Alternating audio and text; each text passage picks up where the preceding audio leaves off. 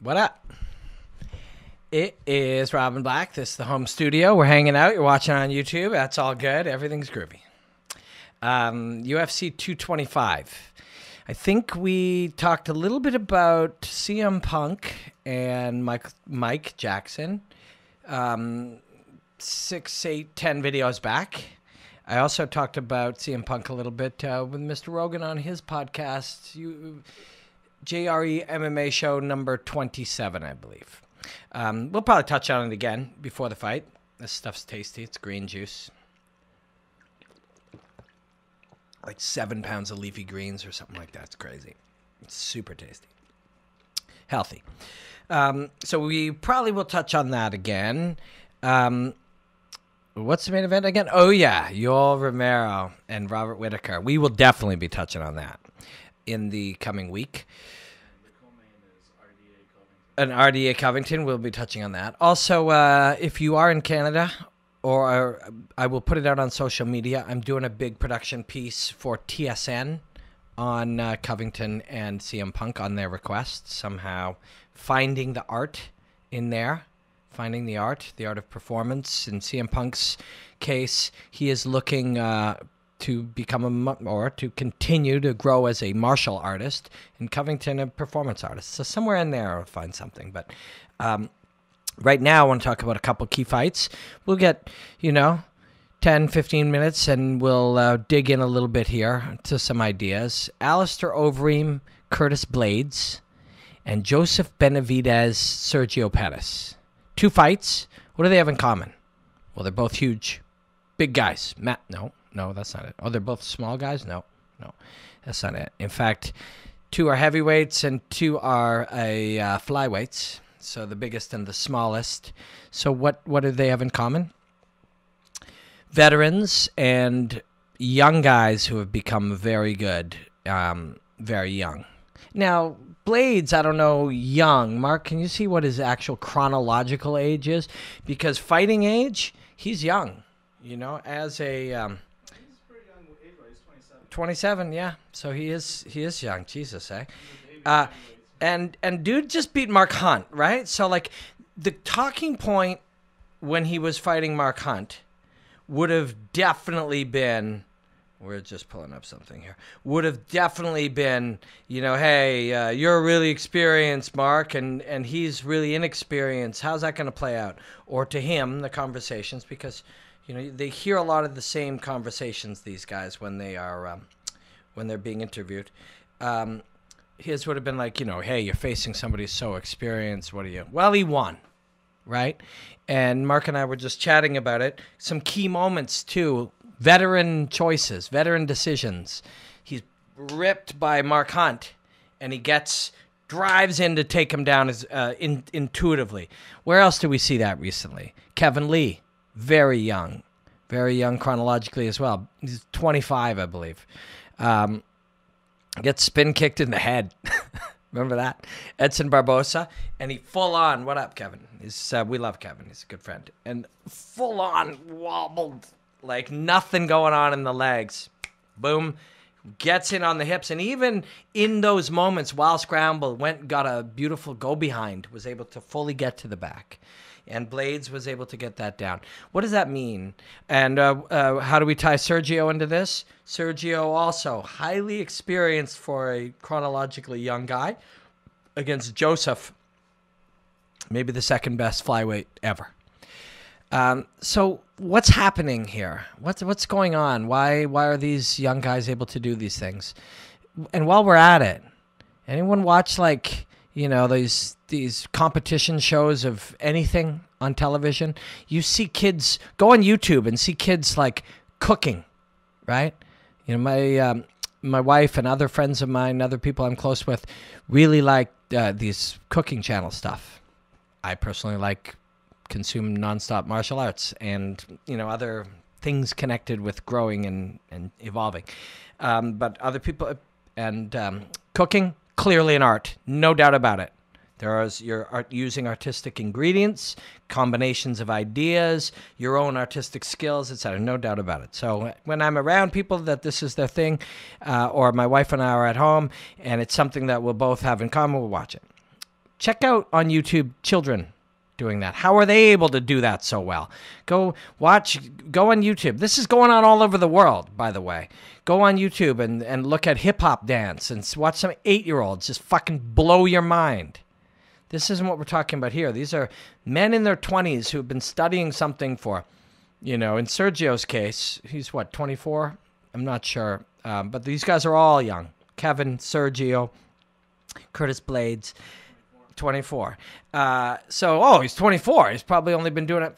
Kids started training martial arts in single digits, right? So their understanding of themselves and what they're able to do, but as much or even more than that, what their coaches bring to them are on the front end. You know how long it took Alistair Overeem to develop the skills that he has? His whole lifetime. The best coaches in the world. The greatest minds in the world.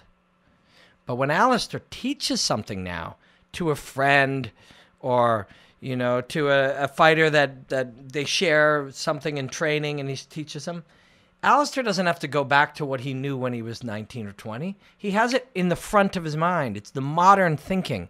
It's these ideas develop over time. These ideas are refined and refined and refined. You couldn't get juice like this 3 years ago. You couldn't get this stuff, Cold pressing, for example. Not that I want Mark to fucking be Googling his brains out, but the cold pressing process, that's probably in the last 10 years to be able to do that. These things are modern, right? So that thing, and they asked Alistair this very question, because we were there. It was at Chicago, and he fought Francis? Detroit. So we were there, and we saw the questions, and Alistair was asked them over and over again.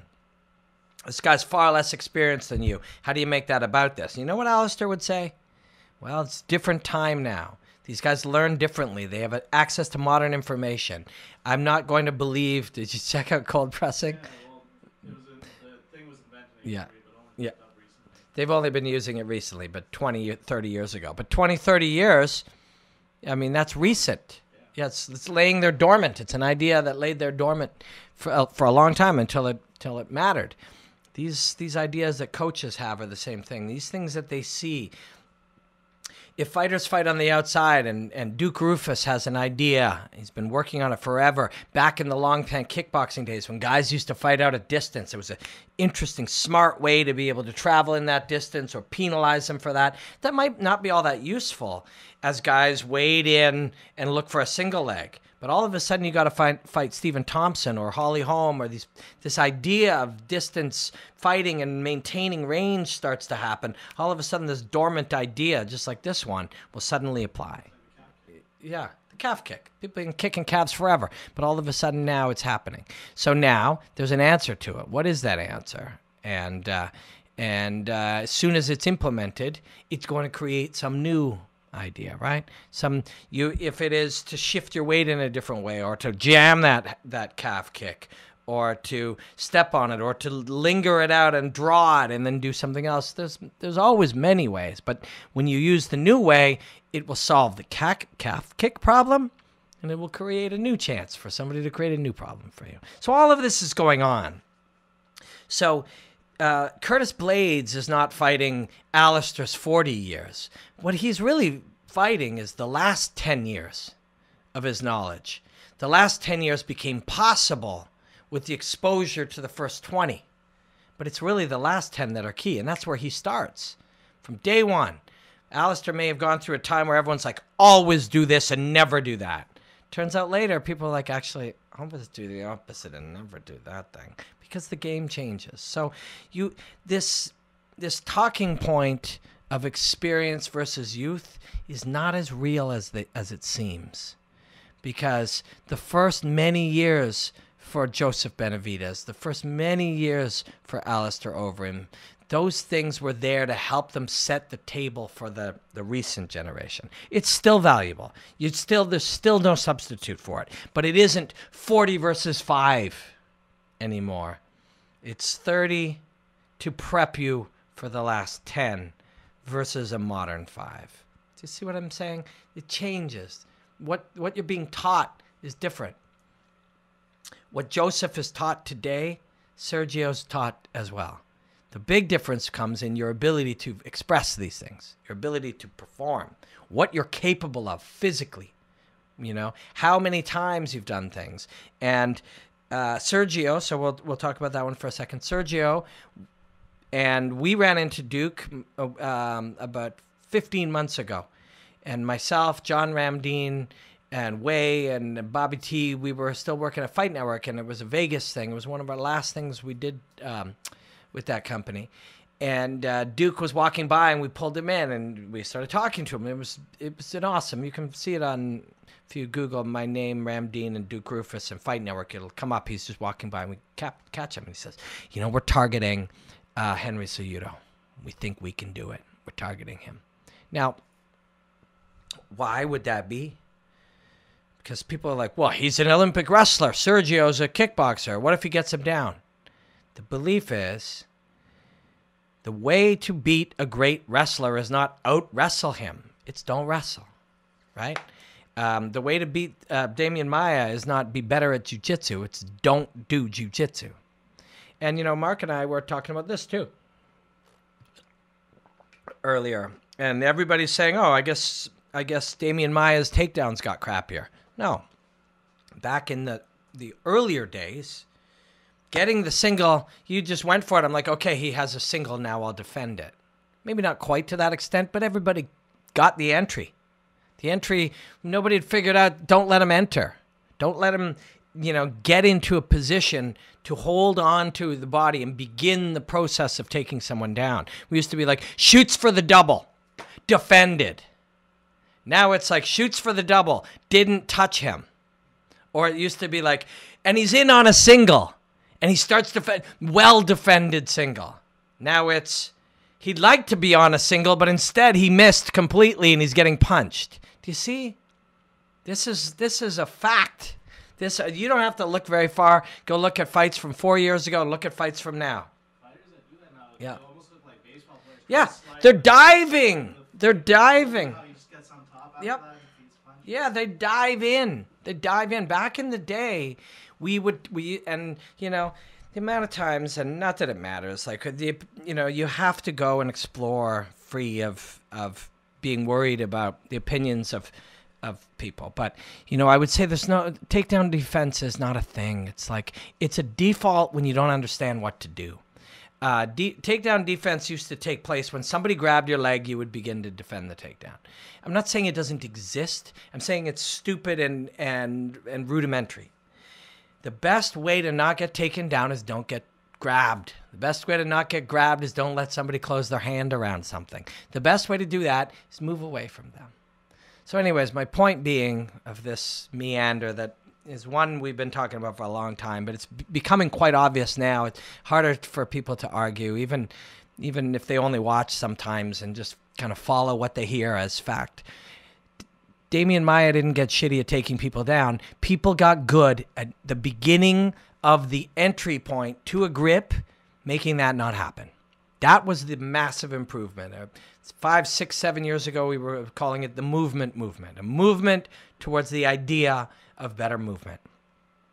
You don't have to defend the takedown or have great takedown defense if somebody can't grab your leg, if somebody can't join their hands around your hips, if somebody can't get into a high crotch position, if somebody can't get the body lock or the arm drag or the collar tie, you don't need takedown defense. Just don't let them do it.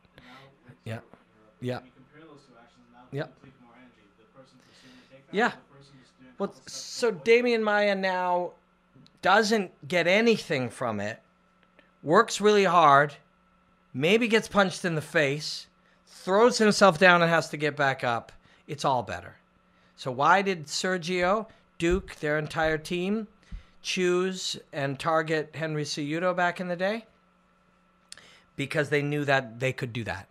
The thing that people have been doing against Damian Maia and the thing that happens that Stephen Thompson does, why he rarely gets taken down, 25 minutes with Tyron Woodley, and I believe the main one was a guillotine.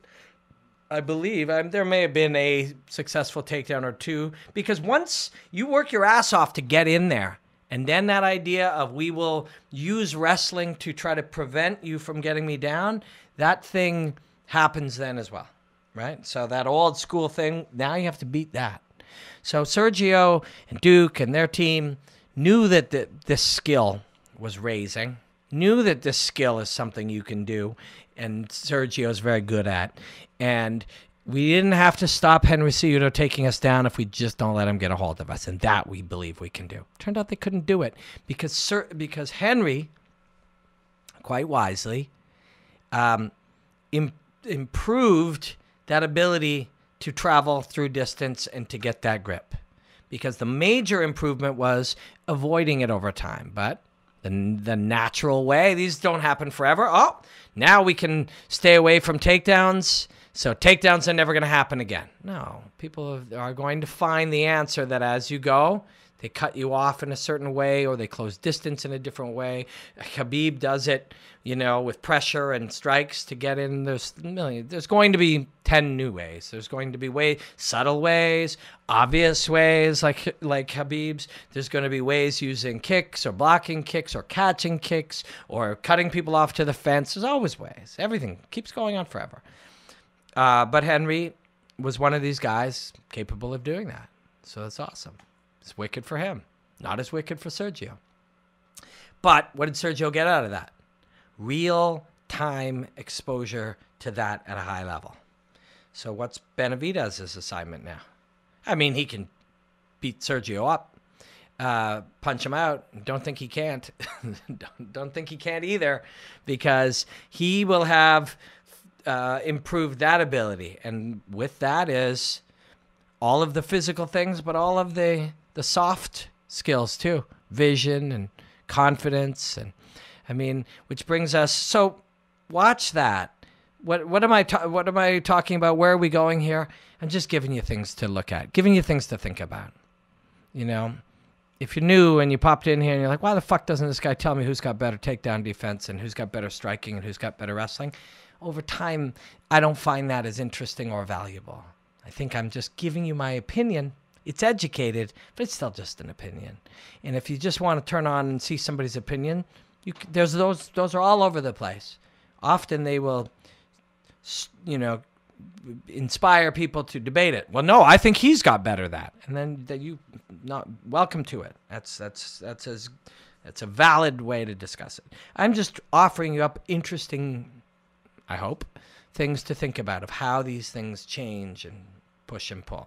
But that brings me over to Alistair and to Curtis Blaydes, because we've got similar things at play here too. Alistair now, he just had a guy just like this, and he didn't over-connect to it. He didn't become overcome.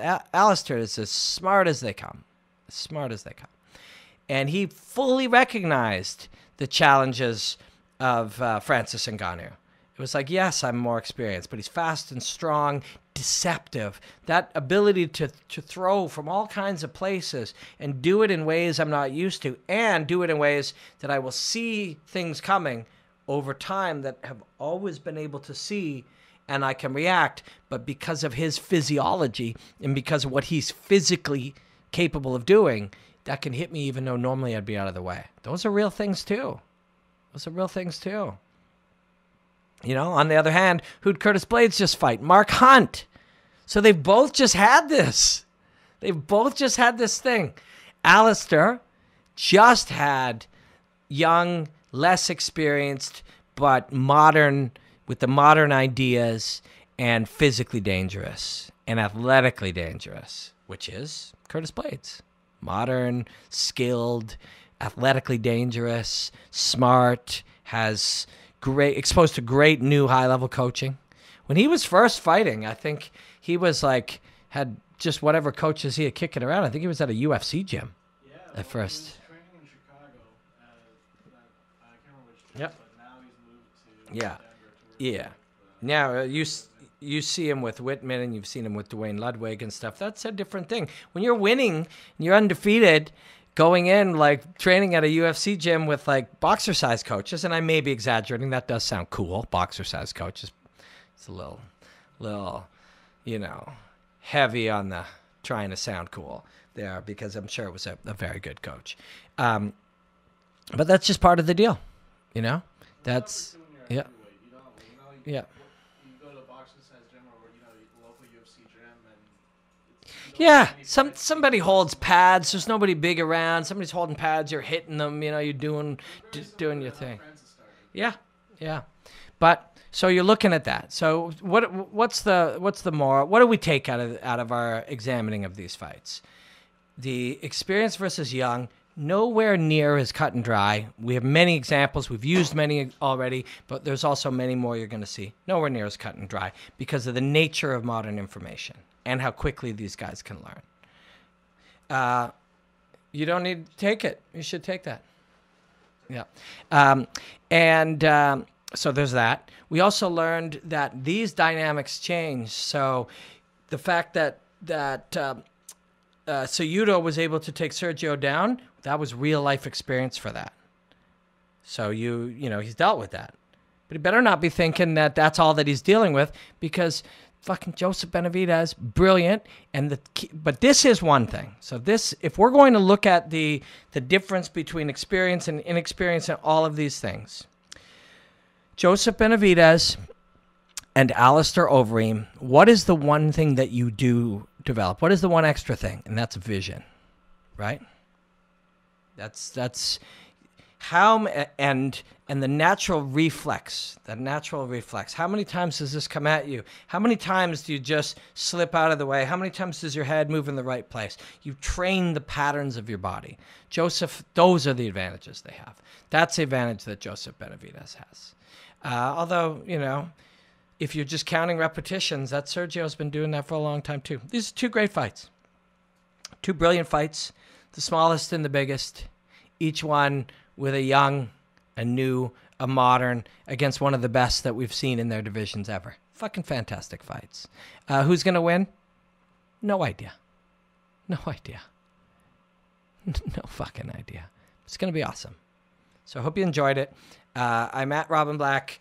At Robin Black MMA on Instagram and Twitter. We don't often get a chance to look at comments here, but if you reach out to me there with thoughts or ideas or feedback, this is where we're going with a lot of these previews, is finding different things to look at. I feel like in the long term, it could be more valuable or as valuable or different value. Yeah, MMA Easter eggs to enhance your experience. I mean, you're watching it. I mean, if we're just going to say this guy's better, no, this guy's better, and that is fun, and I see it all the time. People just want to argue. One last thought is, sometimes what's happening there is, if I ask you who's better, who should win a fight between complex fighter with everything you may or may not know about, say, Darren Till and about Stephen Thompson, that's a hard question. If you're going to answer that for real, if you're really going to answer that, this is a hard fucking question. Who's going to win? Joseph Benavidez or Sergio Pettis? And I don't just mean give me one or two things. I mean, what's really the truth? That's a hard, deep, intense, days and weeks to truly study and then realize, man, we have almost no information. We don't know what their weeks have been. We don't know what their days have been. We don't know what they've done since. We don't know who's hurt. We don't know who's sick. We don't know how they woke up that day. We don't know almost anything. To truly answer that question with no information, all of a sudden it's like, holy fuck, I don't think I can. That's what I've learned from doing this 60 hours a week for the last 10 plus years. But there's something called heuristics, where you parallel. The question is, who should win this fight? And rather than that very difficult question, you just phase over to a much easier question. Which of these two do you like? That's not the same question. That is a heuristic. That is you've replaced a difficult question. Who should win this fight? That you have almost no information. Truly, from a true examination standpoint, you've replaced it with a much simpler question. Who do you like? Now you can give me the answer. That's an easy question. I like Joseph Benavidez. Then So why is he going to win? You replace that with, why do you like him? That's an easy question. He's got better wrestling. Beat everybody. He's the second best flyweight in the world. They went the distance with Demetrius once, and the second time, Demetrius landed about it. That's why. It's who do you like, and why do you like him? And that's just a simple heuristic replacement of an incredibly difficult question.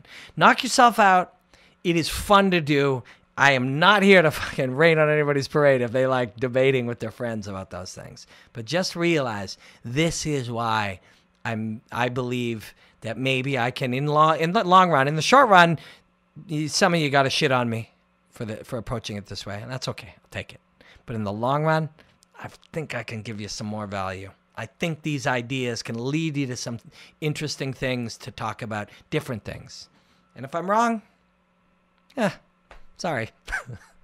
Anyways, the show's going to be great. We're going to talk about more of these. We're going to shoot a couple of things, and I'll be away for a day or 2, but follow me on Instagram or Twitter. You can get this and a couple other ones at shoprobinblack.com. But until next time, enjoy the hostilities, my friends.